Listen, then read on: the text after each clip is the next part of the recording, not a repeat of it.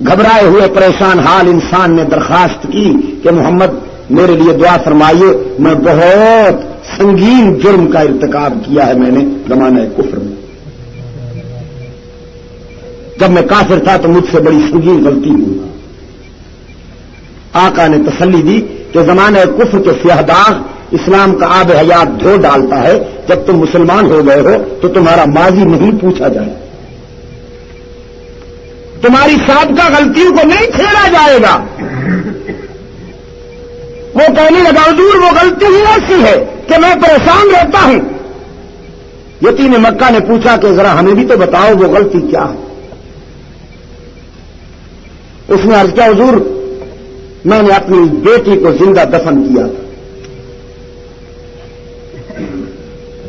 سرکار دو عالم صلی اللہ علیہ وسلم نے فرمایا یہ تو تمہاری ساری قوم کر رہی تھی، یہ کوئی انوکھی غلطی تو نہیں ہے۔ وہ کہنے لگا حضور واقعی میری قوم کرتی تھی، مگر میں نے اپنی بیٹی کو جب دفن کیا وہ باشعور تھی، سمجھدار تھی۔ میری قوم معصوم بچیوں کو دفن کر دیا کرتی تھی، اور جب میں نے اپنی بچی کو دفن کیا تھا تو وہ سمجھدار تھی، اس نے میرے سامنے ہاتھ جوڑے تھے، اس نے رحم کی اپیلیں کی تھی، اس کے آنکھوں میں وہ چھلکتے ہوئے معصوم آنسو میرا جگر چھلنی کر دیتے ہیں جب وہ مجھے یاد آتے ہیں۔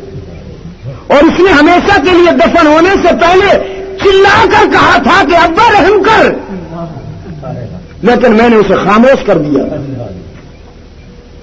حضرت رقیہ زینب ام کلثوم اور جناب فاطمہ زہرا رضی اللہ تعالی عنہا کے شفیق ابا صلی اللہ علیہ وسلم نے فرمایا، محمد عربی نے فرمایا کہ میں دعا کرتا ہوں اللہ تعالیٰ تجھے معاف کر دے گا، لیکن میرے سامنے نہ آیا کرو کہ تیری آنکھوں سے مجھے اس بچی کے خون کی جھلک نظر آ جاتی ہے۔ بس یہ تھی وہ بیماری۔ اور میں اپنی ماؤں بہنوں سے کہا کرتا ہوں میری بہنوں اور بیٹیوں، دور جدید کی جھوٹی چمک دمک اور تہذیب مغرب کے مصنوعی وقار کے سامنے آپ نے آمنہ کے لال کی شریعت کو چھوڑ دیا ہے، اور رسول اللہ صلی اللہ علیہ وسلم کے ضابطوں سے آپ نے گریز کر لیا ہے۔ آپ ذرا سوچے تو صحیح، آپ پر تو محمد کا اتنا احسان ہے کہ اگر زندگی بھر خدا کے حضور شکر کے سجدے کر کر کے جبین گھسا دو تو بھی حق کے نمک ادا نہیں ہو سکتا۔ تمہیں تو زندہ رہنے کا حق بھی محمدی انقلاب نے دیا، ورنہ تو تمہیں زندہ برداشت نہیں کیا جا رہا تھا۔ آقا نے یہ مقام دیا پھر عورت کو کہ یا تو بیٹی پیدا ہوتے ہی دفن ہو جاتی تھی، اور یا پھر کملی والے نے بیٹی کو یہ مقام دیا کہ بیٹی سامنے آئی تو اس کے احترام میں نبوت کھڑی ہو جاتی ہے۔ جن کو خدا نے بیٹیاں دی ہوں سنیں رسول اللہ کا ارشاد سنیں۔ حضور علیہ السلام نے فرمایا اللہ جس کو 2 بیٹیاں دے وہ باپ ان کا اچھا نام رکھے، ان کی اچھی تربیت کرے، ان کو ضروری علم سکھائے، اور جب وہ بالغ ہوں تو ان کو امتحان میں نہ ڈالے، ان کا ہاتھ پکڑ کر ان کو ایک جیون ساتھی دے دے، ان کا گھر آباد کر دے۔ رسول اللہ صلی اللہ علیہ وسلم نے فرمایا جس انسان نے اپنی 2 بیٹیوں کے ساتھ یہ سلوک کیا اس سے جا کے میرا پیغام پہنچا دو کہ حشر میں وہ میرے اتنا قریب ہوگا جیسے یہ 2 انگلیاں ایک دوسرے کے قریب۔ یہ موزے تونگ اور لینن اور کارل مارکس نے نہیں کہا، محمد عربی نے کہا صلی اللہ علیہ وسلم الف الف مرۃ بعدد کل ذرۃ۔ عزیز دوستو، کعبے کا طواف ننگا ہو رہا تھا، دجل و تلبیس کو فنکاری کہا جا رہا تھا، کامیابی کے ستون۔ اب پھر انسان سوچتا ہے کہ قرآن سے پہلے توریت بھی تھی، انجیل، امیر غریب ہوں گے، غریب امیر ہوں گے، صدر بے قدر ہوں گے، بے قدر صدر ہوں گے، بڑے بڑے انقلاب آئیں گے، لیکن قرآن کا ایک جملہ کیا، لفظ اور حرف کیا، ایک نقطہ زیر زبر بھی نہیں بدل سکے۔ یہی تو وجہ ہے کہ قرآن کی حفاظت کے لیے خدا نے اس کتاب مقدس کو لائبریریوں کا محتاج ہی نہیں بنایا، انسان کا سینہ قرآن کی لائبریری بن گئے۔ دنیا کی کوئی کتاب اس خوبصورتی سے انسان کے سینے میں ڈیرے نہیں لگاتی جس بے تکلفی سے قرآن ڈیرے لگا لیتا ہے۔ قرآن پاک نے اطلاع دی کہ توریت کو بھی بدل دیا گیا، انجیل کو بھی بدل دیا گیا۔ ایک جھلک دکھائی ہے قرآن پاک۔ فرمایا وقالت اليہود عزیر ابن اللہ وقالت النصارى المسیح ابن اللہ۔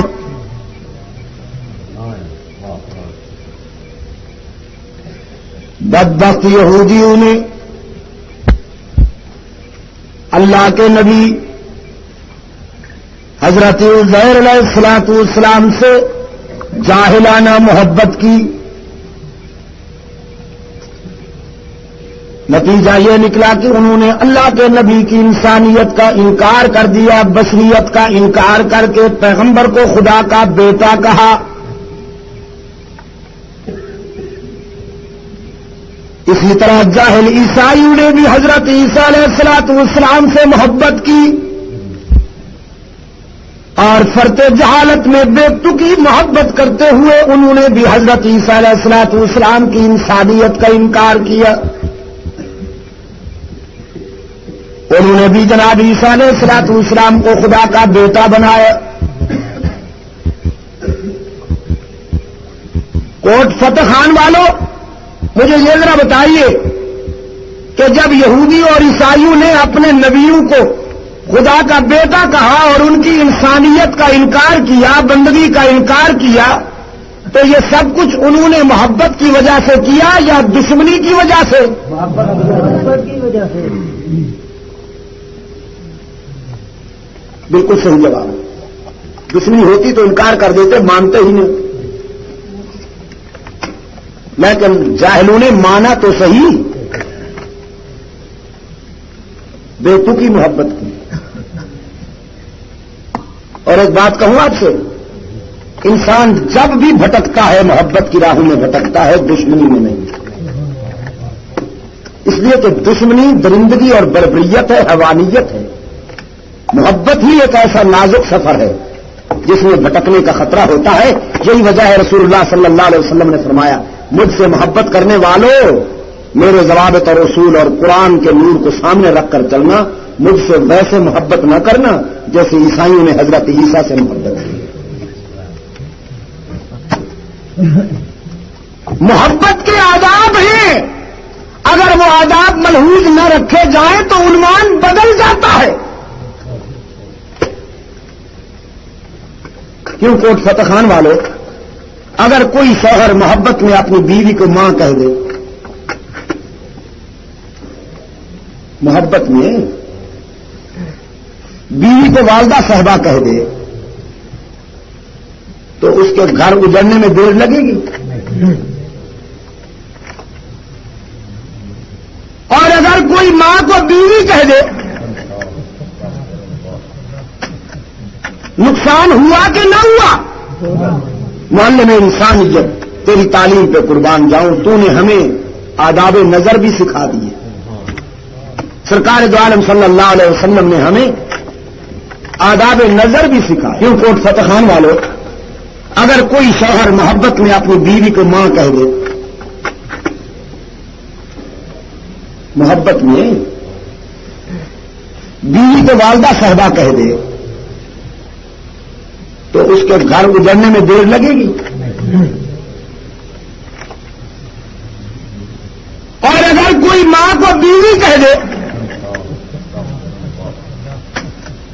نقصان ہوا کہ نہ ہوا؟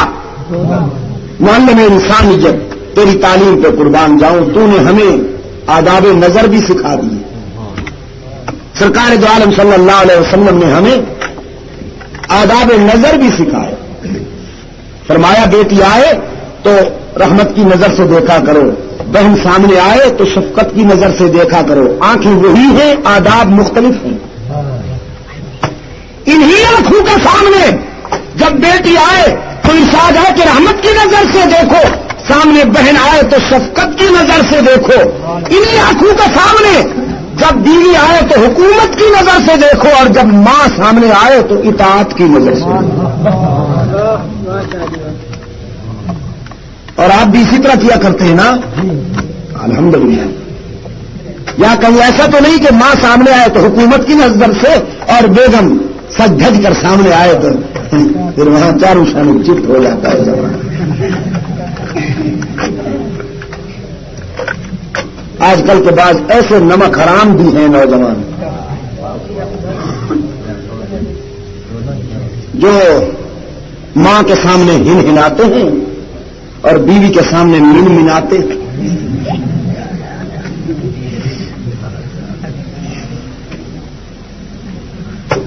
ماں بیچاری اگر وقت پہ ناشتہ تیار نہ کر سکے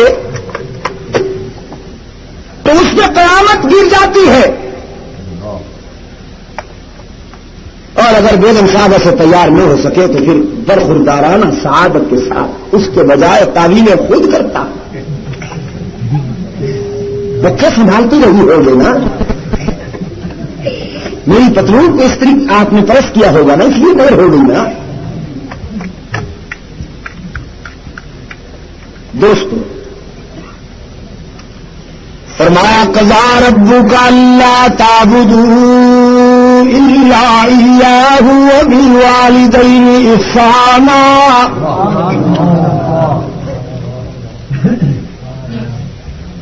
اللہ کریم نے فرمایا میں 2 فیصلے کر دیتے نے, لا يمحى ولا يبدل, قیامت تک ان فیصلوں میں ترمیم نہیں ہوے گی. کیڑے فیصلے؟ ایک اے فیصلہ کیتا کہ میرے سوا عبادت بھی کسی بھی نہیں ہونی چاہیے, جو کسی ہور دے سامنے جھکیوں تو معاف نہ کرنا.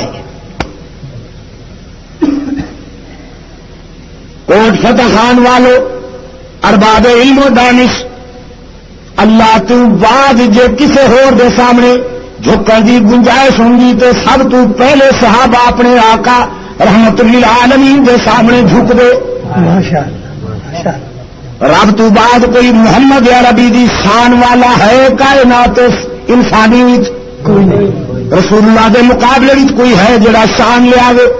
اللہ تو بعد سب تو اچھی کرسی کس دی؟ محمد مصطفیٰ صلی اللہ. تو بعض یار کی کرنے. آج ایک بندہ آخ رہا سی دوجے نو بھئی کوٹ فتح خان سیرت النبی کا جلسہ ہے, چلنا ہے کہ نہیں؟ دوجے نے آخیا نہیں یار نہیں. پہلے نے پوچھا کیوں؟ وہ دوجا مہربان آخر لگا وہ تو وہ جڑا آ رہی ہے نا وہ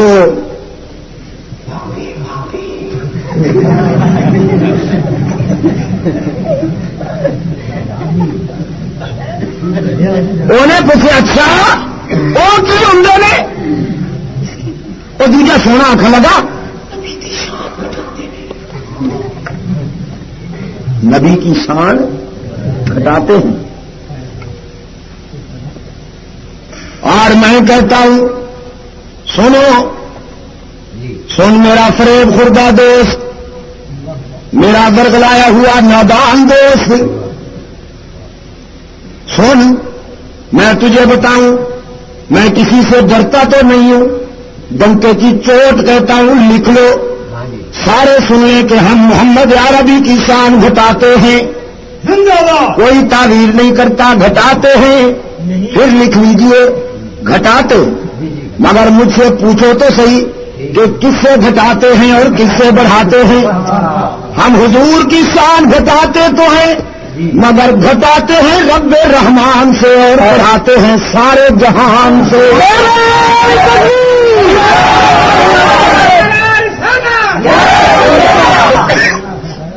انہوں نے نعرہ صحیح لگایا, آپ نے جواب ٹھیک نہیں دیا. اللہ اکبر. نہیں یہ بھی نہیں. حضور کی شان سے آپ کی طبیعت خراب ہوتی ہے؟ نہیں. اگر ولی خان کے نعرے لگ سکتے ہیں, مولانا مفتی محمود کے زندہ باد کے نعرے لگ سکتے ہیں, مولانا شامن درانی کے لگ سکتے ہیں, تو آمنہ جلال کا نام لینے سے آپ کو تکلیف ہوتی ہے کیا؟ انہوں نے ٹھیک نعرے لگوایا, آپ نے جواب ٹھیک نہیں دیا. جواب صحیح دیجیے نا. اس کا جواب ہے محمد رسول اللہ. ہم کس کی امت ہیں؟ محمد رسول اللہ. رسول تو حضرت عیسیٰ بھی ہے نا. اللہ کے رسول حضرت عیسیٰ بھی ہیں. اللہ کے رسول حضرت یعقوب بھی ہیں. اللہ کے رسول حضرت ابراہیم بھی ہیں. اللہ کے رسول حضرت یوسف علیہ السلام بھی ہیں. بے شمار اللہ کے رسول ہیں. جب ہم مطلقاً رسول اللہ کہیں گے یا رسول اللہ کہیں گے تو تشخص نہیں ہوگا کہ کس رسول کی بات ہو رہی ہے. جب محمد رسول اللہ کہیں گے تو تشخص ہو جائے گا, نام بھی آ جائے گا, منصب بھی آ جائے گا. نعرہ تکبیر, وہ بھی لگاؤ اگلا نعرہ بھی. جزاک اللہ. میرے عزیز دوستو, سب سے زیادہ شان ہے یتیم مکہ کی. اللہ کے بعد اگر کسی کی کرسی ساری کائنات سے اونچی نظر آتی ہے تو وہ کرسی ہے آمنہ کے لال. سبحان اللہ. سب کو صلی اللہ علیہ وسلم الف مرت بعدد کل ذرۃ. صحابہ کرام رضی اللہ تعالیٰ عنہ سرکار دو عالم صلی اللہ علیہ وسلم کی خدمت میں عرض کرتے ہیں, آقا عرب کے وڈیروں کے سامنے ان کے نوکر, ان کے خادم, ان کی رعایا انہیں تعظیماً سجدہ کرتے ہیں. وَأَنْتَ أَحَقُّ أَن يُسْجَدَ لَكَ, اگر تعظیماً اللہ کے بعد کسی اور کے سامنے سر جھکانے کی اجازت ہو سکتی ہے تو پھر آپ اس کے سب سے زیادہ حقدار ہیں. کملی والے نے جواب دیا, فرمایا لو كنت آمر احدا ان يسجد لاحد لامرت النساء ان يسجدن لازواجهن.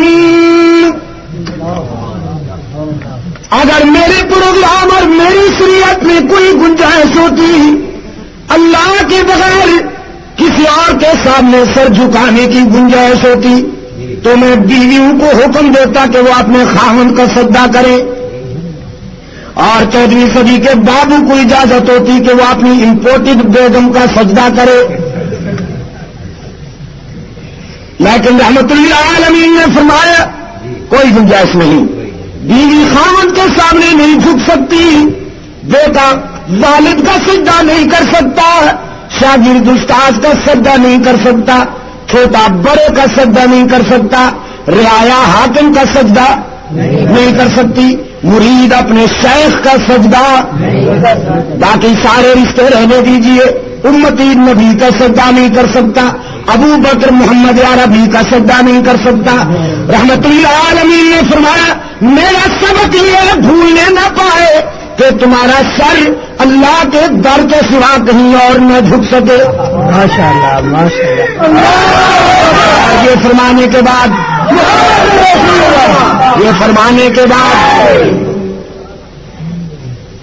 آقا انعامدار صلی اللہ علیہ وسلم نے دونوں ہاتھ رب العزت کی بارگاہ میں اٹھائے اور بڑے درد کے ساتھ دعا کی. میرے آقا نے فرمایا اللہم لا تجعل قبری وثنا.